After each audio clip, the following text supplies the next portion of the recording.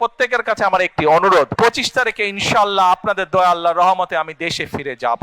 বিএনপির ভারপ্রাপ্ত চেয়ারম্যান তারেক রহমানের স্বদেশ প্রত্যাবর্তন ও তাকে দেওয়া অভ্যর্থনাকে ঘিরে সাধারণ মানুষের সম্ভাব্য ভোগান্তির জন্য আগাম দুঃখ প্রকাশ করেছে দলটি। বুধবার বিএনপি চেয়ারপারসনের গুলশান কার্যালয়ে সংবাদ সম্মেলনে এই দুঃখ প্রকাশ করেন তারেক রহমানের স্বদেশ প্রত্যাবর্তন ও অভ্যর্থনা কমিটির আহ্বায়ক এবং দলের স্থায়ী কমিটির সদস্য সালাউদ্দিন আহমদ। আমাদের শত চেষ্টা সত্ত্বেও এই আয়োজনে যতটুকু জনদুর্ভোগ হবে সেই জন্য আমরা আন্তরিকভাবে জাতির কাছে, সকলের কাছে আগাম দুঃখ প্রকাশ করছি ও ক্ষমা প্রার্থনা করছি। তিনি জানান, বিমানবন্দর থেকে সরাসরি তারেক রহমান দলের চেয়ারপারসন বেগম খালেদা জিয়াকে দেখতে এভারকেয়ার হাসপাতালে যাবেন। পথিমধ্যে অল্প সময়ের জন্য তিনি 300 ফিট এলাকায় আয়োজিত সংবর্ধনা অনুষ্ঠানে অংশ নেবেন। ওই অনুষ্ঠানে তারেক রহমান ছাড়া অন্য কোনো বক্তা থাকবেন না বলেও জানান সালাউদ্দিন আহমদ। এটা কোনো জনসভা নয়, সম্বর্ধনা অনুষ্ঠানও নয়, শুধুমাত্র দেশবাসীর প্রতি তার আন্তরিক কৃতজ্ঞতা প্রকাশ ও দেশনেত্রী সহ দেশের সকলের কল্যাণ কামনায় দোয়ার অনুরোধের অনুষ্ঠান। সালাউদ্দিন আহমদ বলেন, তারেক রহমান এমন কোনো কর্মসূচির পক্ষে নন যা সাধারণ মানুষের ভোগান্তির কারণ হতে পারে। স্বদেশ প্রত্যাবর্তনের জন্য এমন একটি তারিখ নির্ধারণ করা হয়েছে যা টানা 3 দিনের সরকারি ছুটির মধ্যে পড়েছে।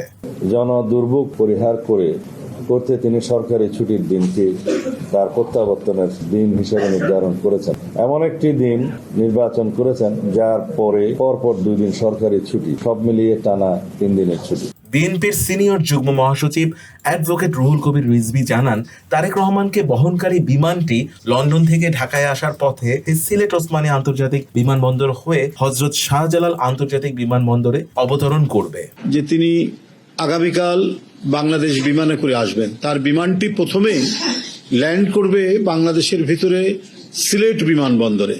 রুহুল কবির রিজভী বলেন, তারেক রহমানের স্বদেশ প্রত্যাবর্তনকে কেন্দ্র করে সিলেটের ওসমানী আন্তর্জাতিক বিমানবন্দরে দলীয় নেতাকর্মীদের ভিড় না করার নির্দেশনা দেওয়া হয়েছে।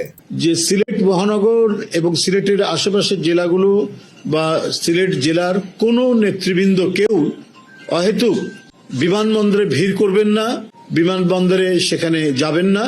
উনি ওই বিমানেই ঢাকা এসে পৌঁছাবেন। সংবাদ সম্মেলনে স্থায়ী কমিটির সদস্য সালাউদ্দিন আহমদ জানান, দেশে ফেরার পরদিন শুক্রবার বাদ জুমা দলের প্রতিষ্ঠাতা জিয়াউর রহমানের সমাধিতে যাবেন এবং শনিবার জুলাই যোদ্ধা ওসমান হাদির কবর জিয়ারত করবেন বিএনপির ভারপ্রাপ্ত চেয়ারম্যান। 26 তারিখ শুক্রবার বাদ জুম্মা তিনি বাসভবন থেকে রওনা হয়ে প্রথমে শহীদ জিয়ার মাজার জিয়ারত করবেন এবং সেখান থেকে জাতীয় স্মৃতিসৌধে তিনি শ্রদ্ধা জ্ঞাপন করতে যাবেন। এটা 26 তারিখ। 27 তারিখের প্রোগ্রাম আপনারা পরে জানবেন।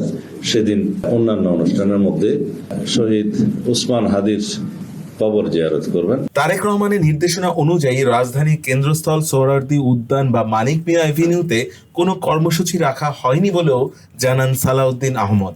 আমাদের কর্মসূচিতে অন্তর্ভুক্ত করিনি।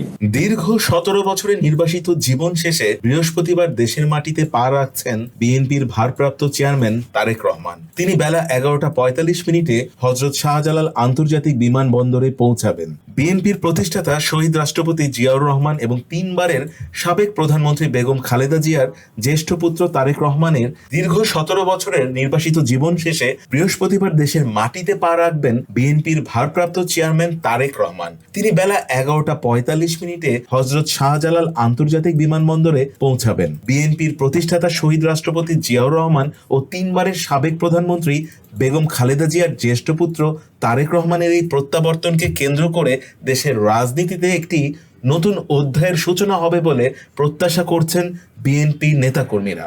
আমি কোনো স্বপ্নের মধ্যে নেই, আমরা আছি পরিকল্পনার মধ্যে। আমরা পরিকল্পনা করব, আমরা পরিকল্পনা বাস্তবায়ন করব। মিনহাজ রহমান, ডেস্ক রিপোর্ট, নয়া শতাব্দী।